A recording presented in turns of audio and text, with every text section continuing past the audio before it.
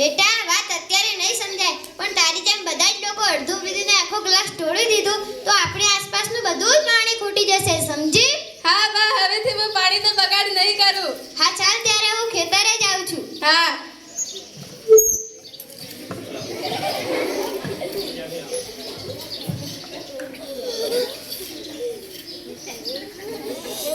અરે રમીલાબેન, કપડાં ધોવો છો?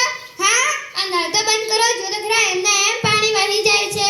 અરે શાંતાબેન, એમાં શાની ચિંતા કરો છો? પાણી કઈ થોડું ખૂટી જાય, આપણી આજુબાજુ કેટલું એ પાણી છે.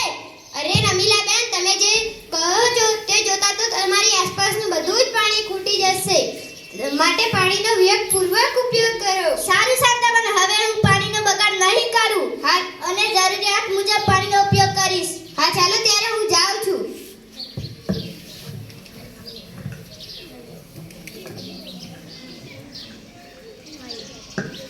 અરે ભગવાન, મારે તો કેટલાને સમજાવવા. અરે કાંતાબેન, ઓ કાંતાબેન, ઓ આવી શાંતાબેન, જો તો ખરા તમારા ટાંકામાંથી કેટલું પાણી બહાર જાય છે. મહેરબાની કરીને ધ્યાન રાખીને મોટર બંધ કરો. માફ કરજો શાંતાબેન, હું ભૂલી ગઈ હતી.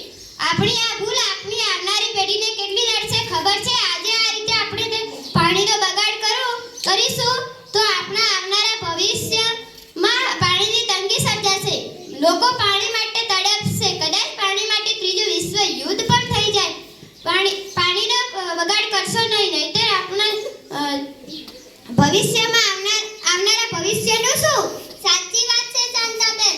આ રંગ વગરનું, ગંધ વગરનું અને સ્વાદ વગરનું પાણી આપણા જીવન માટે ખૂબ જ મહત્વનું છે. જો એ જ ના હોય તો આપણા જીવનના તમામ રંગો નકામા છે. પાણી વગરની દુનિયાની કલ્પના તો કરી જુઓ. જય ક્ષેત્ર